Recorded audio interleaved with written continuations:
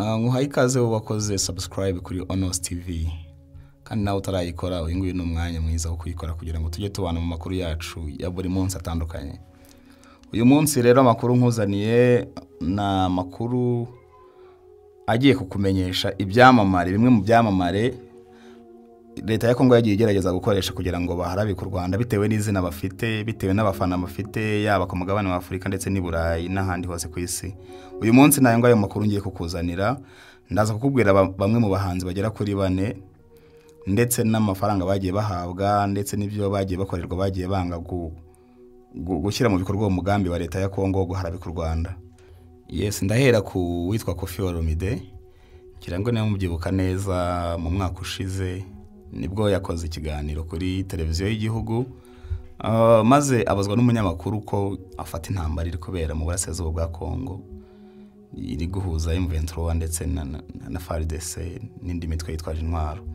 Icyo gihe uyu muririmbyi ukomeye cyane ku isi Koffi Olomide adaciye ku ruhande yavuze ko M23 itarimo kurwana na Kongo, ahubwo M23 irimo gukubita inki isa nk'iri gukubita udushyi tw'abana FARDC ingabo za Kongo, ndetse avuga ko yababajwe cyane no kubona ingabo za leta ya Kongo zirimo kugenda kuri moto zize ku rugamba, ziri mu bikorwa bitandukanye bigayitse bidahesha ikuzo igihugu cyabo. Uwo munyamakuru wakoranye ikiganiro na Koffi Olomide ako kanya yahise yirukanwa mu kazi ke, ndetse atumizwaho muri Minisiteri ishinzwe itangazamakuru muri kiriya gihugu, bamutumizaho baramwihanangiriza bamuhereza n'ibihano bitandukanye bamwirukana mu kazi ke ka buri munsi.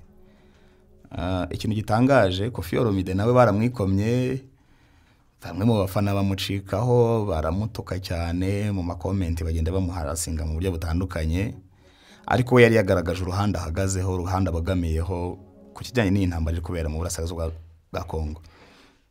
Umuhanzi wa kabiri nawe wagaragaje amarangamutima ye ku ntambara iri kubera mu burasirazuba bwa Kongo ni Inos Didas Balume, cyangwa se uzwi ku izina rya Inos B.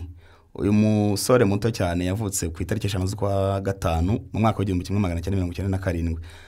Nawe mu minsi ishize yabajijwe n'abanyamakuru ikintu ari kuvuga ku ntambara yo muri Kongo. Uyu muhungu adaciye ku ruhande nawe yavuze ko ibibazo bya Kongo ari abakongomani ubwabo bagomba kubiganiraho bakanabikemura, nta bindi bihugu bigiyemo, kuko ikibazo kiri hagati mu bakongomani ubwabo. Umuhanzi wa gatatu ndagarukaho ni umuhanzi wo mu gihugu cy'Ubufaransa witwa Maître Gims. Abenshi muramuzi cyane. Mu mwaka wa 2022 yari umwe mu bahanzi batoranijwe kuririmba mu gikombe cy'isi, murabyibuka muri Qatar. Amakuru twabashije kumenya tugomba kubabwira nk'abakunzi ba Onos TV nuko ngo leta ya Kongo ubwo uyu muhanzi yajyaga kuririmba muri Qatar muri 2022, leta ya Kongo yari yamuhaye amayero agera ku 600. N'amafaranga menshi cyane, n'amafaranga menshi. Bari bamuhaye amafaranga kugira ngo nagera imbere y'abantu mu mwanya muto ya muri Taribure babona bari imbere y'abantu bagiye kuririmbira abantu maze guharabika Perezida w'u Rwanda Paul Kagame, ndetse avuge nabi igihugu cy'u Rwanda ku ntambara iri kubera mu burasirazuba bwa Kongo. Uyu mugabo aya mafaranga yarayafashe agaragaza ko ari kumwe nabo.